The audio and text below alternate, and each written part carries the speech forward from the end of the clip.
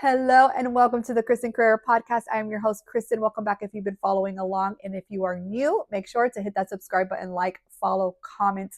And I'd love to hear where your journey is starting. Where are you on your journey? So make sure to comment that below and any questions that you have.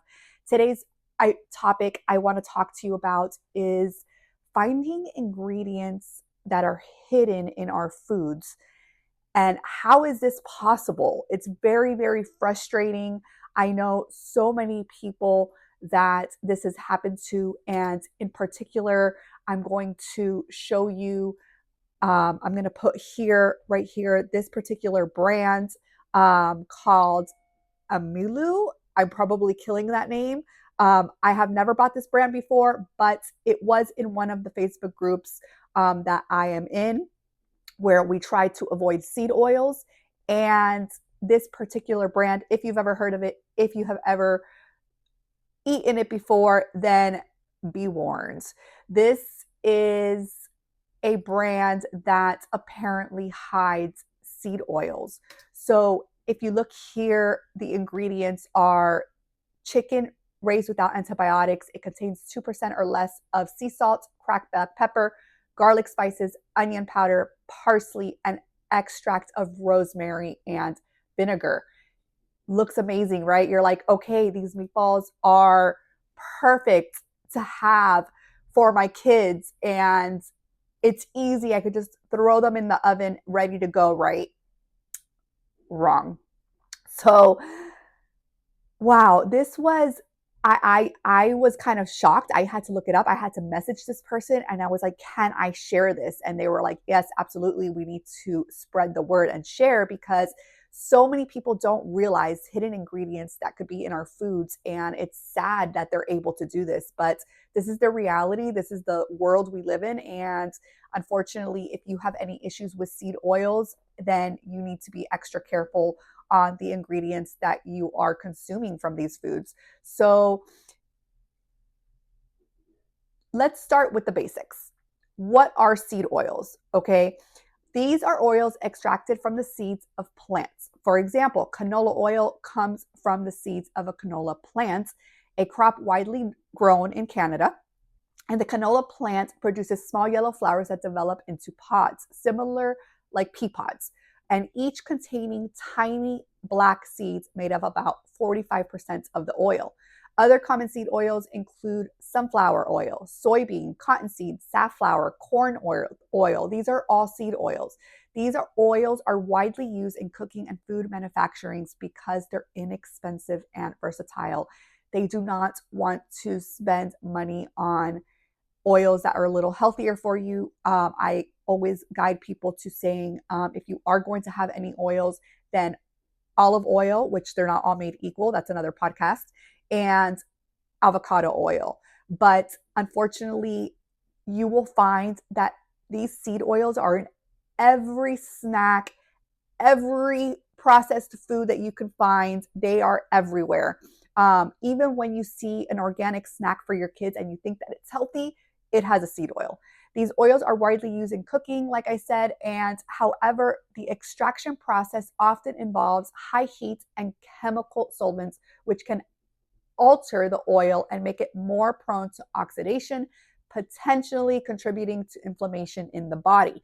There are a lot of people who do not believe that seed oils can cause inflammation. You will see a lot of those people out there tell you that that is not true, but there are some articles out there and people doing more research every single day on how these seed oils do in fact cause inflammation. On a personal level, I personally have encountered that it does cause inflammation in my body, which is why whenever these nutritionists or dietitians want to downplay seed oils and think that people are crazy because they don't think that seed oils are inflammatory, well, I think that you need to look at every individual differently. They might not affect you personally, but they might affect the person next to you. You do not know. Everybody is different. And so to say blatantly and just continue to say that it is not inflammatory, I feel is bad information. And I think that people need to be aware of what it can possibly cause in your body. So this company, here is the chat. The girl that I got the information from, she went ahead and messaged them because she wanted to see what the rosemary extract was exactly.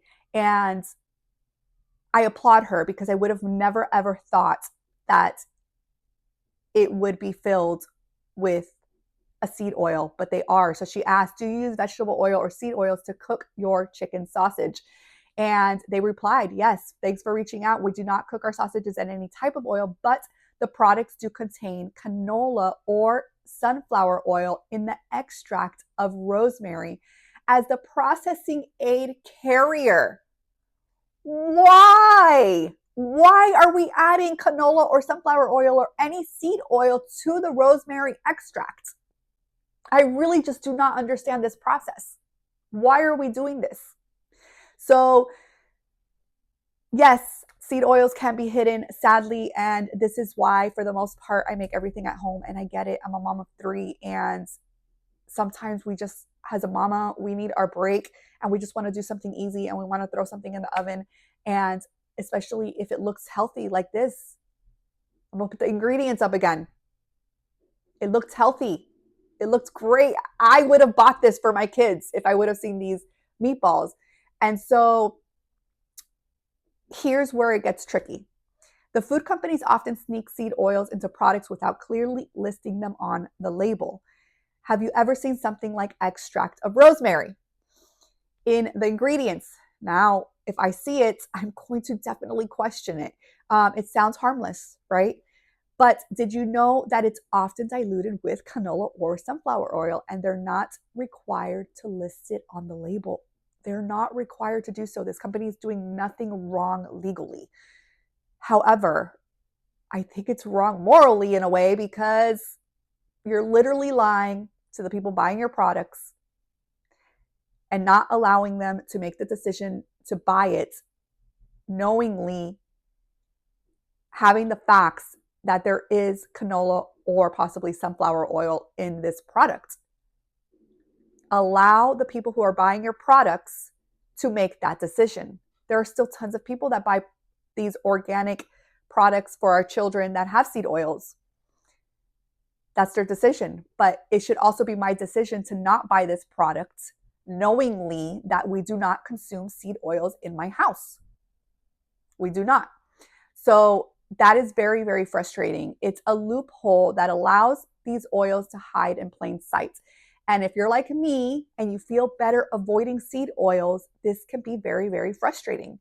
It's another reason to be extra cautious about what we put in our bodies. And if you are not sure about a certain ingredient, like Jenny here was not sure about what really entailed rosemary extract, well, now we know. Now we know that more than likely these companies who are putting this in their ingredients are using a seed oil. For me, sticking to the carnivore diet has shown me how much better I feel when avoiding these processed foods and seed oils entirely. But let's be real, none of us are perfect. And sometimes we get caught off guard. And in this case, Jenny got cut off guard.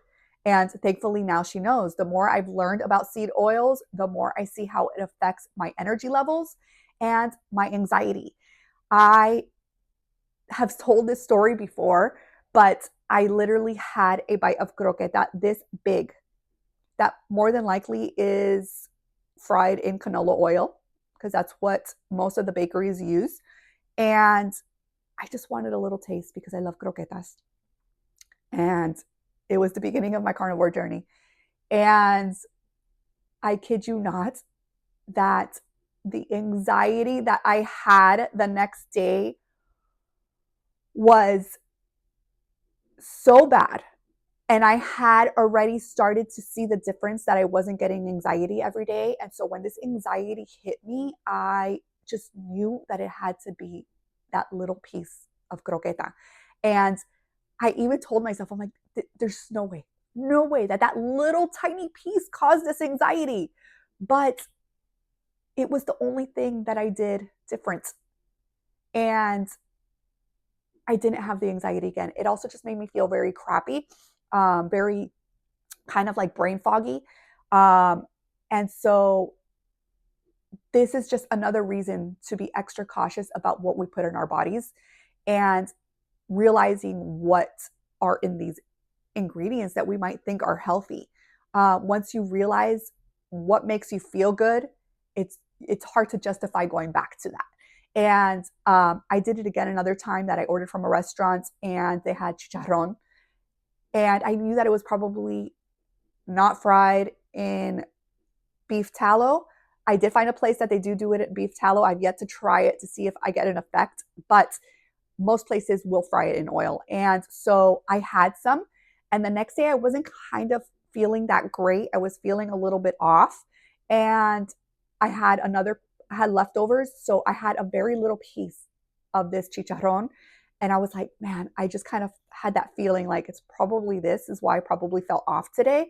So I'm not going to finish this. But the anxiety that I got in the following days after eating the seed oils was really bad. And so I just know that for me, it causes that inflammation in my body and it triggers my anxiety. It triggers that brain fog. It triggers just not feeling good.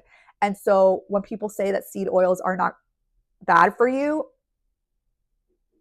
I really suggest that you do more research. I suggest that you test it out. Remove seed oils from your life and then eat something with a seed oil and see how you feel. Maybe you're good. Maybe you're good to go and you have no issues with it. And maybe you're like me where it just sucks and you don't feel great. And so if I were to buy these meatballs for myself and for my children, not knowing that it had seed oils, and then all of a sudden get anxiety and all of a sudden just feel bad and be wondering like, why? Well, it was probably what you ate, right? So what can we do about it? The easiest tip is to read the label carefully, right? The fewer ingredients, the better. And if you're unsure about something, like Jenny here was unsure about the extract of rosemary, contact the company. More than likely, the company will reply to you, and they should reply with honesty, because you can also tell them that you have an allergy and you want to make sure that there are no seed oils in their food. So they should be transparent when you ask them. And find out and share with others, especially in the groups like on Facebook that I'm in that's about no sorry, trying to find products with no seed oils. Oh my gosh, I literally like choked on my own saliva. Sorry about that. Okay. Oh geez. I'm leaving that in. That's my blooper for today. That's my blooper for you. So I'd love to hear your thoughts on this. Have you noticed a difference when you've cut out seed oils? If you've been on the carnivore journey, then I'm going to assume that you've cut out seed oils. Have you seen a difference? Have you had something with seed oil and then, seen any changes in your body? Or maybe you found them hiding in unexpected places. Share your experiences with me and let's start that conversation. I would love to know other foods that maybe these seed oils are hiding in. Share with others. And I hope that this video has helped you in opening your eyes a little bit about seed oils. I'm not going to go too much into the scientific background. I am not a nutritionist or a doctor or anything of that. I just have done my own research. I'm sharing with you my journey, what I know seed oils do for my body and how they affect me very badly. And so I think that it's important to know and have that discussion with others and see how others feel when consuming these products. So again, please like, share, comment, follow my page, follow me over on Instagram or on Nostr. You can find my information in the description. And I definitely link and share in the description below also the doctors that I highly recommend that you can research and get more information about. And I will also link an article on seed oils. And if I find any videos, I'll share them with those below as well. So have a beautiful, beautiful day, and I will see you on the next podcast.